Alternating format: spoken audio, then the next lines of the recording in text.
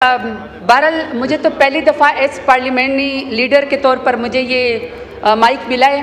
मैं अपने ISF student का, इंसाफ स्टूडेंट फेडरेशन का, अपनी यूथ का सर मैं खराज तहसीन पेश करना चाहती हूँ कि हमारे लीडर इमरान खान के विजन के मुताबिक हर पार्टी में गदी नशीनी है, हर पार्टी में वसीयत है, हर पार्टी में पर्चियाँ हैं, हर पार्टी में कोई चाचा है, कोई मामा है, कोई भतीजी है, कोई भांजी है, लेकिन वाहिद पाकिस्तान तहरीक इंसाफ ऐसी जमहूरी पार्टी है जिसमें इंसाफ स्टूडेंट फेडरेशन और यूथ से लेकर पार्लिमानी लीडर तक भी यहाँ पे बन जाते हैं।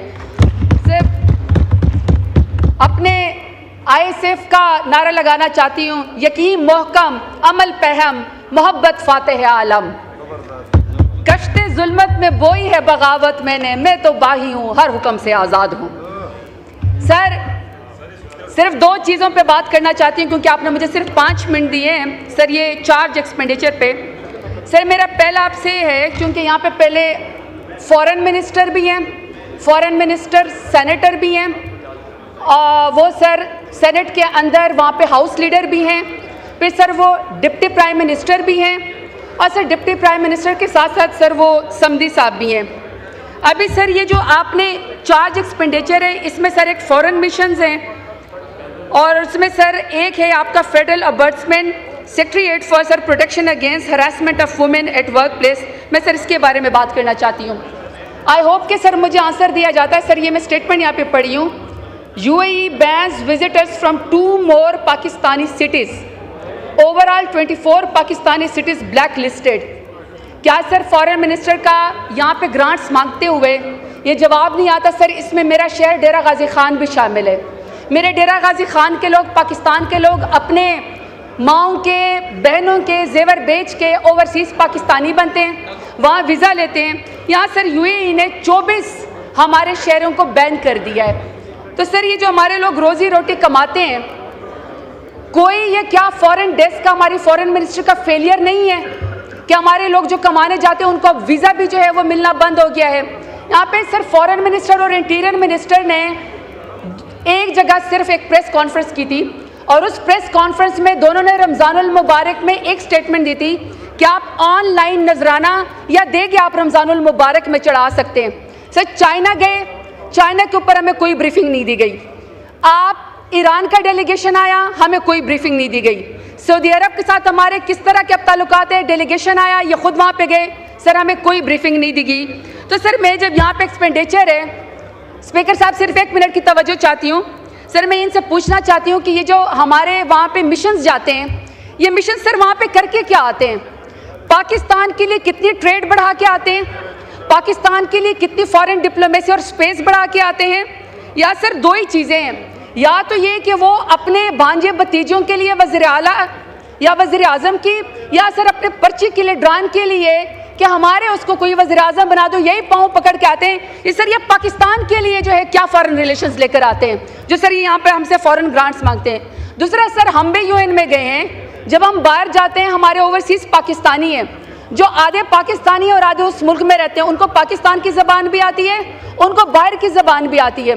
आप सर अपने फॉरेन मिशंस को, फॉरेन मिनिस्ट्री को सर डॉलर के अंदर आप पेमेंट करते हैं, ट्रेड ज़ीरो है, इतने बड़े बड़े सर आप उनको डॉलर में पेमेंट करते हैं। तो सर जो हमारे ओवरसीज़ पाकिस्तानी हैं, क्या सर उनमें कोई क्वालिफिकेशन नहीं है कि हमारा फॉरेन डेस्क उन्हीं को जो है वो हायर कर ले? अब सर ये जो आपके सरमायाकारी में लिखा हुआ है कि आप PIA को जो है वो निजकारी करने जा रहे हैं, सर जिसको आप निजकारी करने जा रहे हैं, पहले आपने उसमें ओवर एम्प्लॉयमेंट की, अब आप कह रहे हैं कि वो 600 बिलियन के 622 बिलियन के खसारे के साथ जा रहा है। सर ये हाउस को पता है क्या कि PIA एक वाहिद इदारा है जो हमारे पाकिस्तानी जब वहाँ पे फोत हो जाते हैं उनकी डेड बॉडीज को फ्री लेकर आता है, उसको आप बेचने के लिए जा रहे हैं। अब सर जब ये फॉरेन डेस्क के लिए या फॉरेन मिशंस के लिए जब आप पैसे मांगते हैं, तो सर ये मेरा सवाल है कि ये क्या कभी इन मुल्कों में जो हमारे पाकिस्तानी मरते हैं, सर उनके फॉरेन मिनिस्टर से कभी जाके बात करते हैं कि हमारे पाकिस्तानी की डेड बॉडी आप 3300 रियाल के अंदर देते हैं, 600 रियाल के अंदर आप पहले पेमेंट करते हैं, तब जाके डेड बॉडी आपको जाके मिलती है? सर ये हमारे फॉरेन डेस्क का, हमारी फॉरेन मिनिस्टर का क्या काम है? इतने बड़े बड़े सर मिशन वहाँ पे जाते हैं तो पाकिस्तान के लिए क्या डिप्लोमेसी करके आते हैं? तो सर मेरा ये सवाल है कि इनको जो हम अगर ग्रांट्स देते हैं तो ये पाकिस्तान के लिए क्या स्पेस क्रिएट करेंगे? सर सेकेंड ये लास्ट पे है, ये जो मैंने आपको फेडरल अम्बड्समैन का सेक्रेटरीट का बताया सर, ये है women at work place harassment के बारे में। सर आपको पता है इनको कितना ये दे रहे हैं? ये इनके लिए मांग रहे हैं 1,52,00,00,000 और कोई 695 लाख, यानी सर ये 1.5 अरब के करीब इनके लिए पैसे मांग रहे हैं। सर अगर ये इनके लिए पैसे मांग रहे हैं तो सर मेरा आपसे सवाल है कि वर्क प्लेस हरासमेंट तो फिर पॉलिटिकल उसके लिए भी है ना, प्रिजनर के लिए। सर सिर्फ एक सेकेंड, अब सर हमारे ये अम्बड्समैन को क्या पता है कि पीडीएम के दौर में 60% पॉलिटिकल प्रिजनर की तादाद के अंदर इजाफा हुआ है।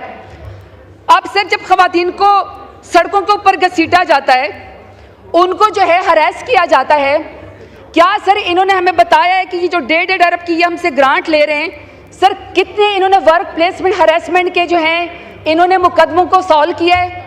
कितनी खवातीन को जब जो है इंसाफ नहीं मिलता, ये उसको स्पेस देने के लिए उनके मुकदमों का रिजल्ट निकालते हैं।